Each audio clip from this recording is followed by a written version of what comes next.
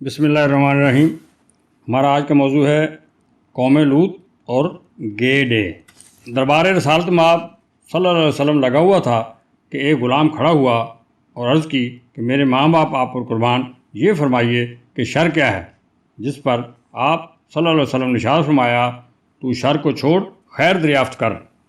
لیکن مجھے افسوس ہے کہ اپنی ذہین نئی نسل کو بچانے کے لیے آج مجھے شر یعنی حضرت رسول اللہ علیہ السلام کی ہم جنس پرست قوم پر پتھروں کی بارش کی عذاب اور جبرائیل علیہ السلام کا اپنے پروں سے پورے علاقے کو اٹھا کر پہلے آسمان تک لے جانا، یہاں تک کہ فرشتوں کا کتوں اور جانوروں کی آوازیں سننا اور پھر پوری بستی کو وہاں سے الٹا کر نیچے پھینکنا بیان کرنا پڑ رہا ہے۔ 11 اکتوبر کو عالم کفر میں یوم بدفعلی یعنی گے ڈے 1987 میں واشنگٹن امریکہ سے شروع ہوا، جو آج تک منایا جاتا ہے۔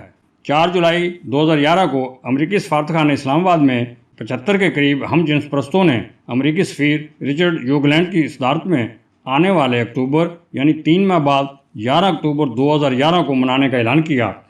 اسی وقت لاہور اور کراچی میں امریکی قونصل خانوں میں بھی اسی طرح ہم جنس پرستوں کے اجلاس ہوئے۔ وہ تو اللہ تعالیٰ کا شکر ہے کہ لاہور، کراچی، راولپنڈی اور ملک کے دیگر شہروں میں شدید احتجاج ہوا، جس کی وجہ سے بظاہر یہ شیطانی منصوبہ کامیاب نہ ہو سکا، مگر BBC ورلڈ سروس کے جناب مبین اظہر کا کہنا ہے کہ کراچی ہم جنس پرستوں کی جنت ہے اور 2013 سے GPS کے ذریعے رابطے کیے جا رہے ہیں۔ اللہ تعالیٰ ان کو ہدایت دے اور کراچی کو غرق ہونے سے بچائے۔ آپ کی خدمت میں سورہ ہود کی آیت نمبر 70، 78، 79 کا ترجمہ پیش کرتا ہوں۔ اللہ تعالیٰ فرماتا ہے، اور جب لوط کے یہاں ہمارے فرشتے آئے، اسے ان کا غم ہوا اور ان کے سبب دل تنگ ہوا، اور وہ بولا یہ بڑا سختی کا دن ہے۔ اور اس کے پاس اس کی قوم دوڑتی آئی اور انہیں آگے ہی سے برے کاموں کی عادت پڑی تھی۔ کہا، اے قوم، یہ میری قوم کی بیٹیاں ہیں، یہ تمہارے لیے ستھری ہیں، تو اللہ سے ڈرو اور مجھے میرے مہمانوں میں رسوا نہ کرو۔ کیا تم میں ایک آدمی بھی نیک چلو نہیں؟ بولے، تمہیں معلوم ہے کہ تمہاری قوم کی بیٹیوں میں ہمارا کوئی حق نہیں، اور تم ضرور جانتے ہو جو ہماری خواہش ہے۔ بولے، تمہیں معلوم ہے کہ تمہاری قوم کی بیٹیوں میں ہمارا کوئی حق نہیں، اور تم ضرور جانتے ہو جو ہماری خواہش ہے۔ دراصل عذاب نازل کرنے کے لیے فرشتے نوجوان لڑکوں کے روپ میں حضرت لوط علیہ السلام کے گھر آئے تو بدفعلی کی عادی قوم نے آ کر کہا کہ انہیں ہمارے حوالے کر دو۔ کافی لمبا واقعہ ہے، قصص الانبیاء میں آپ تفصیل سے پڑھ سکتے ہیں۔ ہماری مسجدوں میں حلال، حرام، دجال، بدفعلی اور اس طرح کے موضوعات 30-40 سال سے بالکل بیان نہیں کیے جاتے، جو کہ معاشرے میں خطرے کی گھنٹی برائے خرابی ہے۔ ہم جنس پرستی کی تمام مذاہب میں مذمت کی گئی ہے اور اسے گناہ کبیرہ کہا گیا ہے۔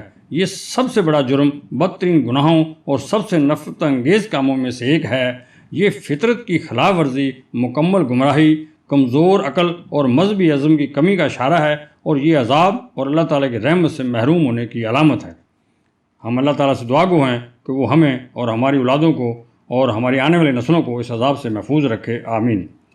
ترمذی 1456 اور ابو داؤد 4462 اور ابن ماجہ 2561 حدیث پاک میں ابن عباس رضی اللہ عنہ سے روایت ہے کہ رسول اکرم صلی اللہ علیہ وسلم نے فرمایا، جو بھی لوط کے لوگوں کا عمل کرتے ہوئے پائے گا، اسے انجام دینے والے اور اس کے ساتھ انجام دینے والے کو پھانسی دے دو۔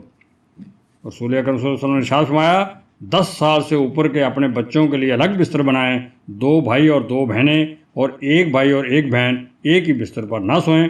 مطلب یہ ہے کہ بھائی بہنیں ایک دوسرے کے قریب نہ سوئیں۔ اگر وہ اپنے آپ کو ڈھانپتے ہیں تو ان کے پاس علیحدہ علیحدہ کمبل یا چادر ہونی چاہیے۔ پاکستان کے قانون میں 1860 کے پینل کوڈ کے تحت 1980 سے پھانسی یا پتھروں سے ہلاک کرنے کی سزا موجود ہے، مگر لگتا ہے کہ کچھ گندے لوگوں اور ان کے بیرونی سرپرستوں کی وجہ سے کلمہ طیب کے نام پر بنائے گئے ملک میں شاید کسی کو یہ سزا نہ ہوئی ہے اور نہ ہو سکے۔ سامراج نے پہلے ہی ہم پر دہشت گردی کی جنگ مسلط رکھی، جس سے ہمارا بہت سا قیمتی جانی نقصان ہوا، اور اب اس نے تہذیبی دہشت گردی شروع کی ہوئی ہے۔ والدین اور اساتذہ کے علاوہ علماء کرام کو بھی چاہیے کہ وہ اپنی خاموشی کو توڑیں۔ ہم سب مل کر اس عذاب سے نجات حاصل کر سکتے ہیں۔ اللہ تعالیٰ ہمیں اور ہماری اولادوں کو محفوظ فرمائے، اور اس میں جو مبتلا ہے اللہ تعالیٰ نے ہدایت کاملہ عطا فرمائے۔ جزاک اللہ، فی امان اللہ۔ السلام علیکم ورحمۃ اللہ وبرکاتہ۔